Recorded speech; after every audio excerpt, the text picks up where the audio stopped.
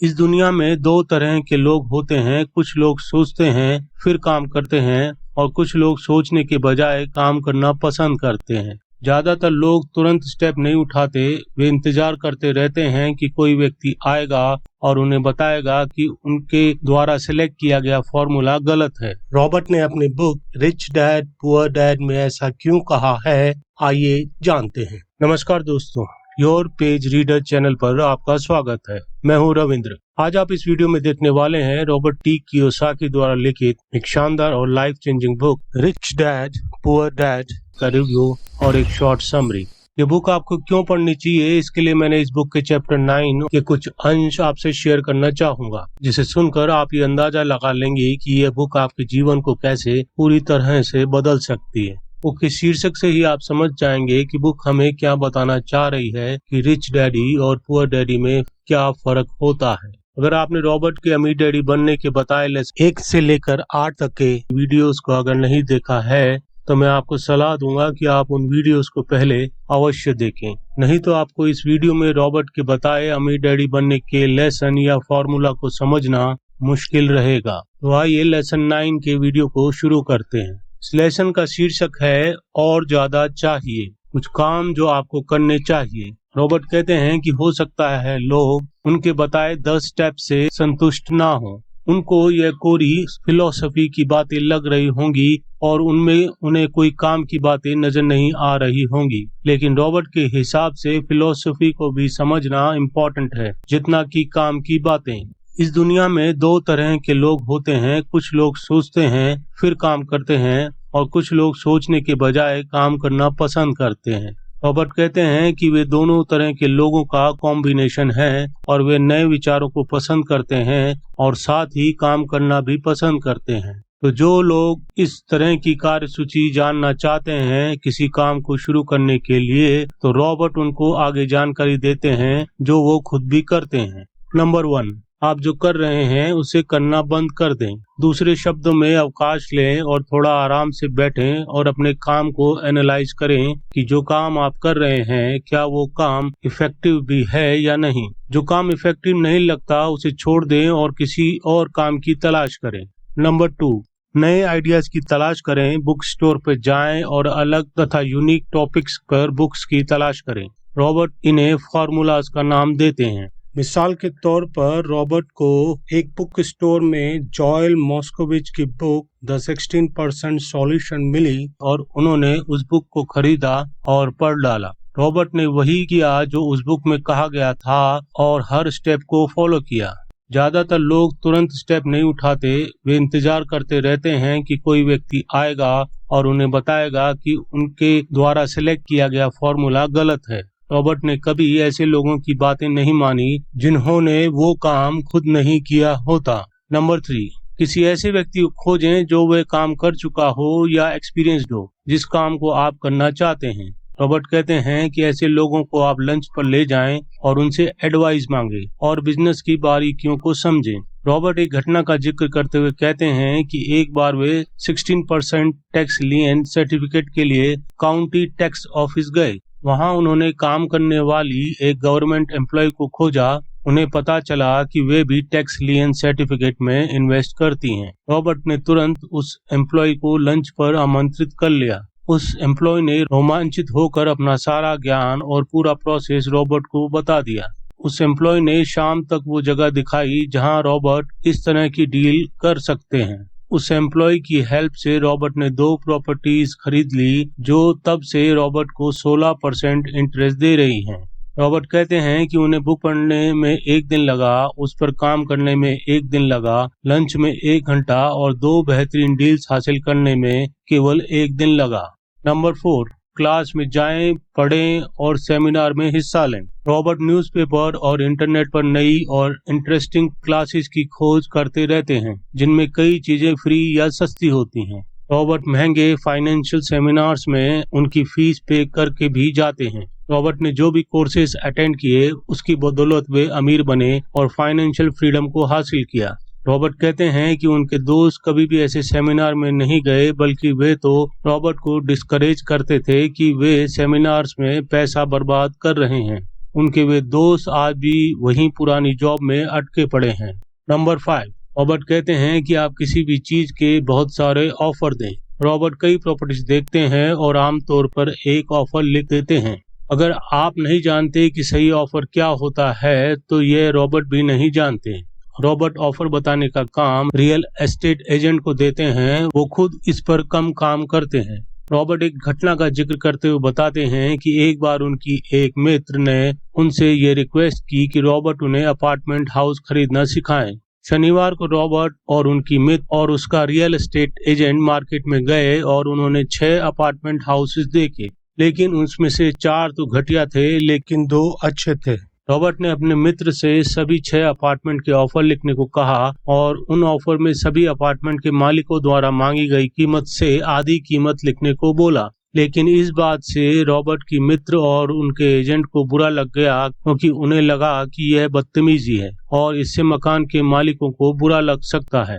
उनका एजेंट भी ज्यादा हार्ड वर्क नहीं करना चाहता था, इसलिए वे बेहतर सौदे की तलाश में चले गए। उन्होंने कोई ऑफर नहीं दिया और वे आज भी सही डील के लिए भटक रही है।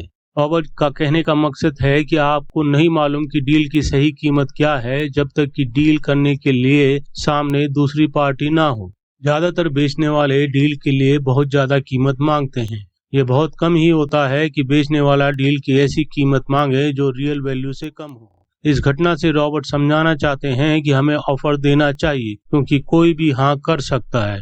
यह खरीदने और बेचने का खेल बड़ा मजेदार होता है, इस बात का ध्यान रखें। जो लोग इन्वेस्टर नहीं होते उन्हें पता नहीं होता कि किसी चीज को बेचना कितना मुश्किल होता है। नंबर 6, महीने में एक बार किसी खास जगह में 10 मिनट तक जॉगिंग करें या पैदल घूमें या कार से यात्रा करें। रॉबर्ट कहते हैं कि उन्होंने कुछ रियल एस्टेट इन्वेस्टमेंट इसी तरह से खोजे हैं। रॉबर्ट 1 साल तक किसी खास एरिया में जॉगिंग करते रहते थे और बदलाव पर नजर रखते थे। किसी भी डील में फायदे के लिए 2 चीजें होना जरूरी है, पहली डील और दूसरा बदलाव। वैसे डील्स तो बहुत सी होती हैं, लेकिन बदलाव को भांप लेने से डील एक अपॉर्चुनिटी में बदल जाती है। रॉबर्ट एक ही जगह पर जॉगिंग करने से वे उस एरिया में होने वाले छोटे छोटे बदलावों को देख सकते थे। रॉबर्ट बताते हैं कि वे रियल एस्टेट के उन साइन बोर्ड्स को पहचान लेते हैं जो काफी लंबे समय से उस एरिया में लगे हुए हैं। इसका मतलब है कि बेचने वाला डील के लिए ज्यादा उतावला है। रॉबर्ट अंदर की जानकारी हासिल करने के लिए उस एरिया में आने वाले ट्रक ड्राइवर्स, पोस्टमैन, नए दुकानदार से जॉगिंग के समय बातचीत करते हैं। इससे रॉबर्ट को उस एरिया की गजब की जानकारी हासिल हो जाती है जो कि किसी और के पास नहीं होती। नंबर 7, सभी बाजारों में डील्स की खरीदारी करें। रॉबर्ट कहते हैं जब भी सुपरमार्केट में सेल लगती है तो कस्टमर्स भागते हुए टॉयलेट पेपर की ओर जाते हैं और अपना पूरा स्टॉक भर लेते हैं। लेकिन जब शेयर मार्केट में सेल लगती है, जिसे कि क्रैश, सुधार या उतार कहा जाता है, तो कस्टमर उससे दूर भागते हैं। जब सुपरमार्केट में चीजों के दाम बढ़ जाते हैं तो कस्टमर दूसरी जगह पर खरीदारी करना शुरू कर देते हैं। लेकिन जब स्टॉक मार्केट में दाम बढ़ते हैं तो कस्टमर खरीदना शुरू कर देते हैं। नंबर 8, सही जगहों पर अच्छे डील की तलाश करें। रॉबर्ट के एक पड़ोसी ने $1 लाख में कॉन्डोमिनियम खरीदा, लेकिन रॉबर्ट ने उसके बगल में उसी जैसा कॉन्डोमिनियम $50,000 में खरीदा। बेचने वाले ने रॉबर्ट को बताया कि वो उसके दाम बढ़ने का इंतजार कर रहा था। रॉबर्ट ने जवाब दिया कि फायदा खरीदते समय होता है, ना कि बेचते समय। रॉबर्ट ने उस प्रॉपर्टी को खरीदने के लिए एक फोरक्लोजर डिपार्टमेंट की हेल्प ली थी। रॉबर्ट ने इस कला को सीखने के लिए $500 की क्लास अटेंड की थी, जबकि रॉबर्ट के पड़ोसी के अनुसार रियल एस्टेट में इन्वेस्ट करने के कोर्स के लिए $500 खर्च करना बहुत ज्यादा है। नंबर 9, रॉबर्ट पहले तो उन लोगों की तलाश करते हैं जो खरीदना चाहते हैं, फिर रॉबर्ट उन लोगों को ढूंढते हैं जो कि बेचना चाहते हैं। रॉबर्ट बताते हैं कि उनका एक दोस्त एक खास जगह पर प्लॉट ढूंढ रहा था। उसके पास पैसा तो था लेकिन समय नहीं था। रॉबर्ट ने अपने दोस्त की जरूरत से बड़ा प्लॉट ढूंढा और एग्रीमेंट करने के बाद अपने दोस्त को कॉल किया। रॉबर्ट के दोस्त ने उस प्लॉट में से अपनी पसंद का टुकड़ा ले लिया और बाकी की जमीन का टुकड़ा रॉबर्ट ने मुफ्त में अपने पास रख लिया। रॉबर्ट के अनुसार इस कहानी का सबक है कि केक को खरीदो और उसे टुकड़ों में बेच दो। ज्यादातर लोग अपनी हैसियत के मुताबिक सामान की तलाश में रहते हैं, इसलिए उनकी नजर हमेशा छोटे टुकड़े पर रहती है, इसलिए कम सामान की ज्यादा कीमत चुकाते हैं। छोटा सोचने वाले को बड़े अवसर नहीं मिलते। अगर आप अमीर बनना चाहते हैं तो बड़ा सोचो। नंबर 10, दुकानदार ज्यादा सामान खरीदने वालों को डिस्काउंट देते हैं क्योंकि वे ज्यादा खर्च करने वाले लोगों को पसंद करते हैं। अगर आप कम खर्च करते हैं तो भी आपको बड़ा ही सोचना चाहिए। रॉबर्ट ने अपना एक एक्सपीरियंस शेयर करते हुए बताया कि जब उन्हें अपनी कंपनी के लिए बहुत से कंप्यूटर खरीदने थे तो उन्होंने अपने दोस्तों को फोन करके पूछा कि क्या उन्हें कंप्यूटर खरीदना है। सब मिलकर कई कंप्यूटर डीलर्स के पास गए और एक बढ़िया डील फाइनल कर ली क्योंकि हमें बहुत सारे कंप्यूटर्स खरीदने थे। यही तरीका रॉबर्ट शेयर खरीदने के मामले में करते हैं। छोटे लोग हमेशा छोटे ही बने रहते हैं क्योंकि उनकी सोच छोटी होती है। वे अकेले काम करते हैं या बिल्कुल भी काम नहीं करते। नंबर 11, इतिहास से सीखें। शेयर मार्केट की सभी बड़ी कंपनीज छोटी कंपनी के रूप में शुरू हुई थी। कर्नल सैंडर्स तब तक अमीर नहीं बने जब तक कि 60 साल की उम्र में उन्होंने अपना सब कुछ नहीं गंवा दिया। बिल गेट्स 30 साल से भी कम उम्र में संसार के सबसे अमीर आदमी की गिनती में आ गए। नंबर 12, एक्टिव रहना हमेशा इनएक्टिव होने को हरा देता है। रॉबर्ट कहते हैं कि ये वे चंद चीजें हैं जो वे अपॉर्चुनिटी को पहचानने के लिए करते हैं और जिन्हें वे अब भी करते हैं। इनमें से सबसे इम्पोर्टेंट शब्द है की है और करता हूँ, जैसा कि इस बुक में कई बार दोहराया जा चुका है। एसेट के रिवॉर्ड को पाने से पहले आपको एक्टिव होना पड़ेगा, तो आप अभी से ही काम पर जुट जाएं। अब मैं कुछ प्रश्नों को आपके लिए छोड़े जाता हूं और इस वीडियो का समापन करते हैं। क्वेश्चन नंबर 1, क्या ये वर्क लिस्ट या कार्य सूची आपको इंस्पायर करती है या आपको डराती है? क्वेश्चन नंबर 2, आप बताई गई लिस्ट में से कौन से काम आप पहले से कर रहे हैं? क्वेश्चन नंबर 3, इस लिस्ट को पढ़ने के बाद कौन सी वो चीज है जो उछल कर आपके सामने आ गई जिस पर आपने विचार नहीं किया था या पूरी तरह से इस्तेमाल नहीं किया था? आप इसे अपने जीवन में कर्म में बदलने के लिए कौन से कदम उठाएंगे?